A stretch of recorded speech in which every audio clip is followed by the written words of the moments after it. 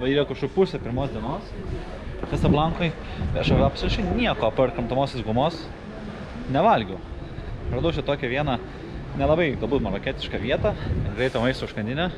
Tiesiog vienintelė atrodo tokia geresnė vieta, kur galėčiau užkišti savo skrandį kažkokiam tai nesąmonėm. Tai pirmin, jelio. Šiaip išduosiu paslaptį. Tokia čia ir paslaptis. Įprastai šiaip, kai keliauju į užsienį, neinu į visokius amerikietiškos restoranus, ten burgerius valgyti, ar tai hotdogus kokius. Šiek tiek atėjau, nes man žiauriai paleido vidurius ir aš nežinau. Linkėjimai visiems iš Kasablankos, Maroke. Ką čia geriau? Ogi smekta. Na, o dabar aš atsiprašysiu. Man reikia kažkokių tai bandelių prikrūsti savo į tą skrandį, kad užkietėtų viskas, nes bijau net į lauką išeiti jau. Marokas pamušė mane. Nu va, vis tiek stengiausi išlikti bent šiek tiek tradiciškas, tai pasiėmiau kažkokią tai bandelę su kebabų mėsa. Nu, bent jau buvo žodis kebabas parašyta ten, tai bent jau kažkiek tais. Tai va, bus proga pavalgyti ir tada tęsime savo kelionę po Kasablanką. Nu va, ar galite atkreipti dėmesį, kiek skiriasi architektūra Kasablankoje nuo Marakešo. Čia galite tai šitos namuose tikrai matyti Prancūzijos įtaka architektūroje. Nors architektūra ir tokia prancūziška, bet jaučiasi, kad nesu Prancūzijai. Kad jaučiasi vis tiek, kad dabar kažkur tais kitame kontinente esam. Nu va, biškai pasivaiščiom per turistinės tai visokias tai zonas. Žiūrėkit, ką mes turėjom. Kažkokį tai įėjimą, tikriausiai į senąją Mediną. Tik įdomu, kaip ten mums reikia nueiti. Matau, galim galbūt per apačią čia praeiti. Nes šiandien nematau jokio takelio. Žiūrėkit, kokie čia pastatai. Ir jeigu neklystu, Kasablanka yra didžiausias Maroko miestas tai tikrai.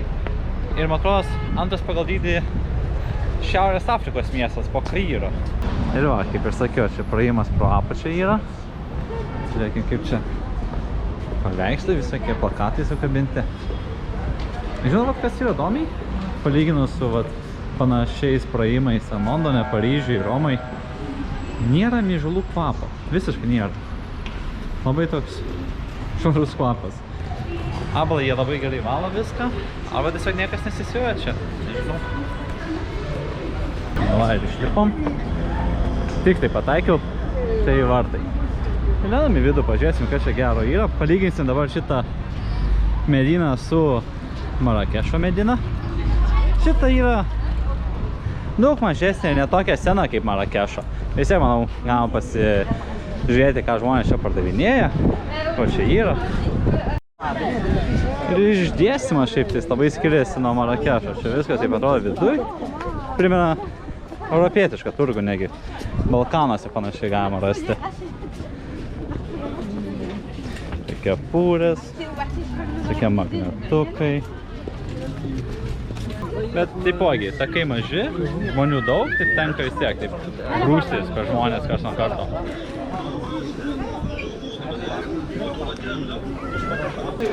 No, what are you looking, my friend? Oh no, I'm just walking around. Not from Poland. Tai va, nežinau. Šiekriau mane Lenkų pavadino. Visada dažniausiai vadino mane vokiečių, bet šiekriau gavau komentarą, kad esu Lenkas.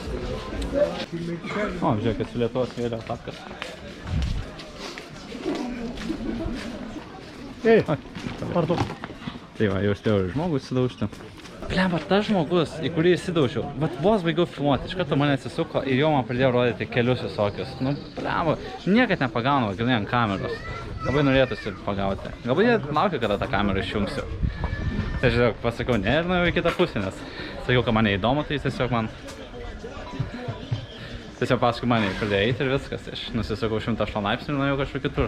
Nu va, vėl iš nugaros pristojo, nu neįmanoma tiesiog ramiai vaikščioti. Labai pradeda nervuoti visi šitie dalykai. Nu, vis kuo greičiau išeiti iš tos Medinos. Tiesiog, žinai, eini, kas 10 sekundžių kažkas pristoja. What you looking for? Toks atrodo kažkoks tai getas, į kurį atėjau.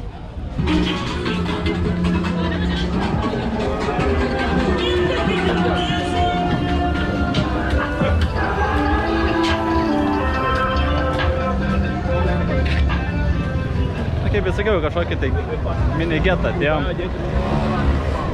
Toks įtartinas biškį rajonas čia. Atrodo, kad aš vienas čia baltas esu.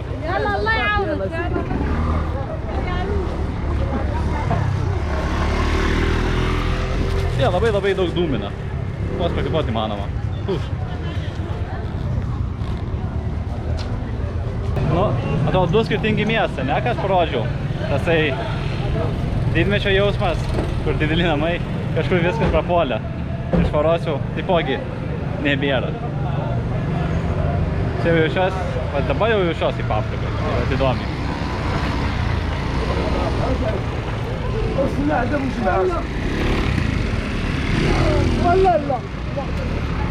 Pagaliau išėjom mes nuo to didžiulio šaršalo.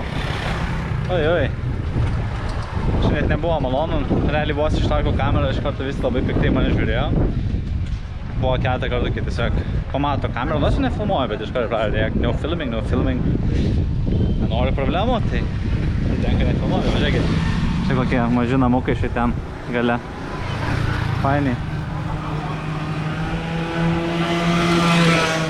Na va, čia tokie įdomus distriktai, dabar esam prie visokių tai kalvių bei stalių bei automechanikų skyriui, o štai ten fone toli galite matyti Hasano antrojo mačetę. Tai yra viena didžiausių pasaulio mačečių, jeigu neklysiu, didžiausia mačetė Afrikoje. Tai mes, netrukus prie jos prieisime ir galėsime iš arčiau pažiūrėti ją.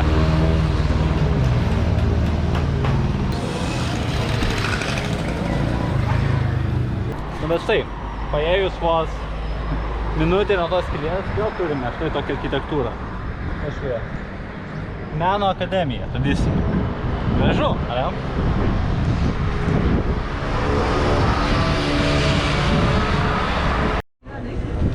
Nu va, nusipirkau bilietą štai į vidų. Teko šiek tiek palaukti eilėj. Pamėginsiu nueiti į vidų, pažiūrėsim, kaip kas atrodo. Kaina yra 130 dirhamų, tai apie 12 eurų. Brangokai, bet bus matyti. Sakė, kad čia laukti, niekur neiti, nes būsiu su grupe. Čia daug mūsų susirinko į šitą turą. Labai įdomiai. Asmeniškai nebūčiau ėmę šito turo, bet nėra tokios kainos, kad tiesiog ateitų pasižiūrėti iš išorės, kaip atrodo mačetė, tai tenka all inclusive imti, eisim kartu į vidų, pasižiūrėsim kaip ten kas.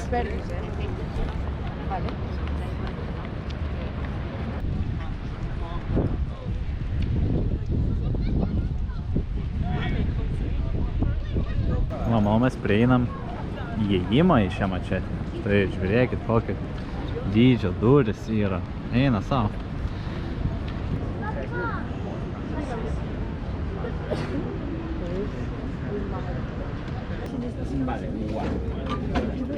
No, adesso era Luca.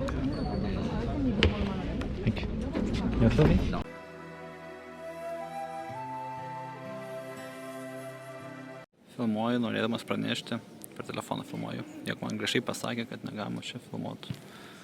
Tai tek šitai padaryti. O, kokia graži lempa, ne?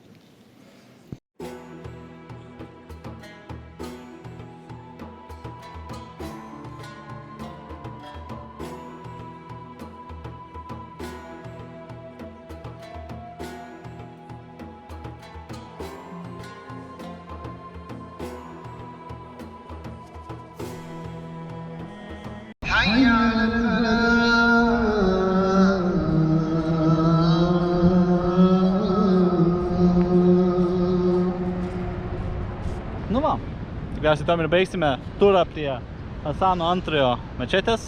Tikrai įspūdingo grožio, jinai. Visi, kas lankotės Maroke, tikrai užsukite į Casablanką, tiesiog pasigrožėti tokio dydžio pastato. Vidu interjeras iš viso pasaka, prasme, išorėje atrodo gražiai, ne? Žinokit, kaip viduje atrodo. Ten viduje talpina apie 25 000 žmonių. Ir, pavyzdžiui, per Ramadaną, taipogi, kas viduje telpa, bet daug žmonių netelpa, tai 100 000 žmonių susirenka aplinkų šią mačetę, melstis. Visur va taip susirenka žmonių. Tai galite įsivaizduoti, kokia patirtis būtų čia ateiti per Ramadaną. Kuris vyksta, jeigu neklysiu, pavasarį kažkur ten, su mėnulio fazėm kažkokiam taip. Kaip pas mums Velykos yra, pas juos Ramadanas yra ten. Tai jo, Manau, jas įsveikinsiu su jumis iš čia, iš Hasano, antrojo mečetės. Ir eisim kažkur kažką užkąsti tikriausiai, nežinau, reikėtų, pats metas. Aš biškai pilvas man savojim nedraugauja, reikia ir tualeto paieškoti, bet išgyvensim. Tikiuosi, naujų džinsų pirkti nereikės. Sveiki, draugai iš Maroko. Vis dar vemiu, vis dar trėžiu, iš namų išėti normaliai negaliu. Tad va, prisipirkau visokio tai iš lamšto. Visą tai kainavo kažkur tais 3 eurus. Sakyčiau, visai neblogai. O žinot, kam tikrai blogai? Man.